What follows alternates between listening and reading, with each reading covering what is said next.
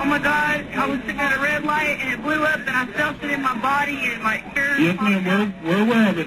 I'm getting another report for the Jacobs trailer on fire with people in it. Got fire. It's the ISOM.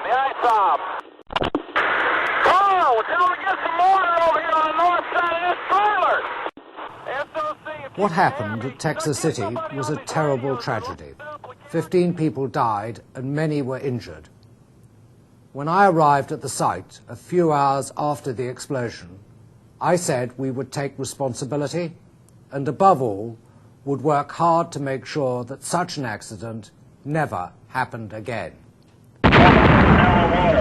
Any person in the vicinity from help will be really appreciated. Situation around fire in the water, people jumping in the water, many shipping life rafts. The BOP that was supposed to protect us and keep us from the blowout obviously had failed, and now the emergency disconnect to get us away from this fuel source has failed. We did a tremendous amount of discovery from the CEO at the time, who was Lord Brown, all the way down to the plant managers and other operating engineers at Texas City, and many people in between.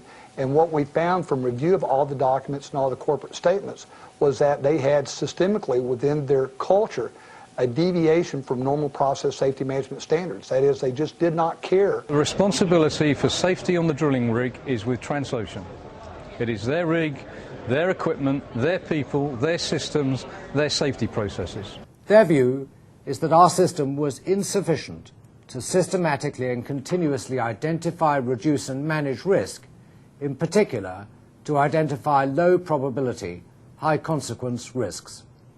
I had the BP company man sitting directly beside me, and he literally perked up and said, well, my process is different, and I think we're going to do it this way. And they kind of lined out the way he thought it should go that day. So there was sort of a chest bumping kind of deal.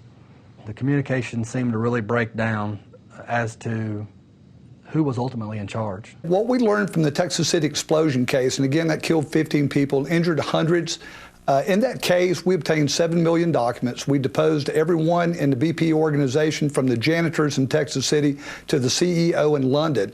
And what we found out is that BP as a company had a very poor safety record and a very poor safety culture. They just didn't really care about safety. To do it BP's way, they had to be absolutely certain that the first two plugs were keeping the pressure down. That life or death test was done using the blowout preventer, which had the damaged gasket. It is, but there's no evidence that there's anything to do with systematic failure here. BP did its own safety culture survey that was done just prior to the accident. That survey indicated there was an exceptional degree of fear among employees of a major catastrophe. Among the findings of the survey, the pressure for production, time pressure, and understaffing are the major causes of accidents at Texas City. Critical events, like failures or breakdowns, are generally not attended to.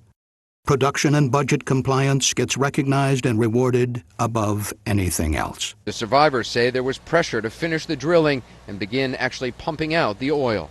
You're saying this was an argument between some Transocean people and the guy from BP? Correct. And basically he ended up saying, well, this is how it's going to be. And they started reluctantly agreeing. And you're saying the guy from BP won the argument, basically? He basically said, well, this is how we're going to do it. Yes, that's what I remember, yes. He basically said, well, this is how it's going to be. In 2003, a maintenance assessment stated that cost-cutting measures have intervened with the group's work to get things right. Usually, reliability improvements are cut. In March 2004, BP auditors in London concluded that 35 business units around the world, including the Texas City refinery, suffered from a host of common safety problems.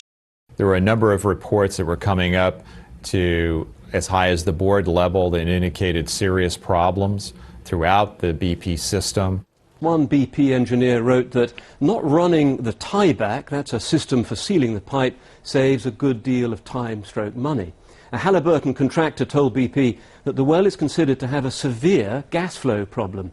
And 6 days before the blast, a BP engineer admitted that this has been a nightmare well, which has everyone all over the place. The 2007 update, which was a survey of 400 workers on Alaska's North Slope, found that in more than half the cases, BP had yet to catch up on its maintenance backlogs or rectify the situations that they considered so dire in 2001.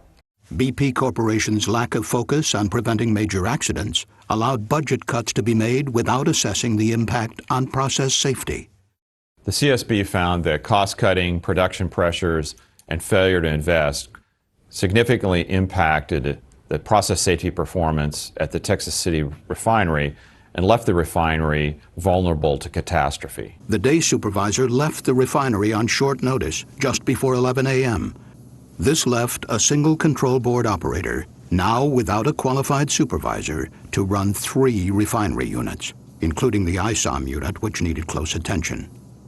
The refinery had eliminated a second board operator position following corporate budget cuts in 1999 after BP acquired Amoco. Now, drilling mud is usually circulated to flush out any gas. It's claimed BP chose not to do this. Now, devices known as centralizers to keep the pipe in position were installed. BP opted for 6 of these. The subcontractor recommended 21. And the cement bond around the well would normally be tested. It said BP didn't do this. They do whatever they have to do from a public relations standpoint to make up for what they've done. But it's the decision that they make going in. They know these risks that they're taking. They know that they cut corners. They do it on purpose. They repeatedly get caught by MMS. They repeatedly get caught by OSHA. They even were caught by the Department of Justice and pled guilty, criminally guilty, to felonies associated with their past sins, and it doesn't change their conduct. They're just habitual criminals in the petrochemical industry. There's nothing that I've seen in the evidence so far that suggests that anyone put costs ahead of safety. And if you're saying they're cutting corners, what would their motivation be? To finish the job faster, to save money. And you think that's what this is about? It was about saving time, saving money. Well, yes, they're over budget on it. So yeah, they were cutting corners for time and money. During the early stages of our investigation, our team had noted there were multiple safety system deficiencies at the Texas City plant. Survivors say the undersea alarm that was supposed to go off did not, that the blowout prevention device that was supposed to be fail-safe was not, and that 11 men died as a result. At 3:09 a.m., as the liquid neared the 8-foot mark, a high-level alarm activated and sounded in the control room. But a second high-level alarm, slightly further up the tower, failed to go off. At 1:14 p.m., the 3 emergency valves opened, sending nearly 52,000 gallons of flammable liquid to the blowdown drum at the other end of the ISOM unit. Liquid rose inside the blowdown drum and overflowed into a process sewer, setting off alarms in the control room. But the high-level alarm on the blowdown drum failed to go off. None of the operators knew of the catastrophe unfolding in the ISOM unit. Micah Sandell and Dwayne Martinez say there was no warning before the first explosion, which they say was caused by a huge gas bubble. There was no kind of alarms. We didn't hear any kind of alarms until there was one explosion. Weeks before the disaster, they know that they are drilling into a very dangerous formation. The formation has told them that. That's correct. And has cost them millions of dollars. That's correct. And they know the BOP is broken. Correct. Broken in a number of ways. Correct. What is the appropriate thing to do at that point? They anticipate to some degree these types of problems that they have to contend with and actually have a playbook they operate from that sets out how they're to handle their public relations and their communication strategies. And what we saw in 2005 with the pipeline and with Texas City is pretty much what we're seeing being replicated here with their public relations strategy in this case. On one hand, they're saying they're apologetic and that they're going to be responsible for what happened. And then on the other hand, we see them internally looking at public relations control and damage control, and many times having no good faith intent of paying any more than they absolutely have to. We had not always been sufficiently clear on process safety or demonstrated sufficient passion for it. However, 90% of the future will be about what we do and not about what we say. I think I've said all along we're going to be judged by the response to this ultimately. The scale of the response, the quality of the response, the intensity of the response, and ultimately the success of the response. That's how we'll be judged. Some are saying that BP underestimated the danger and the volatility of this particular rig.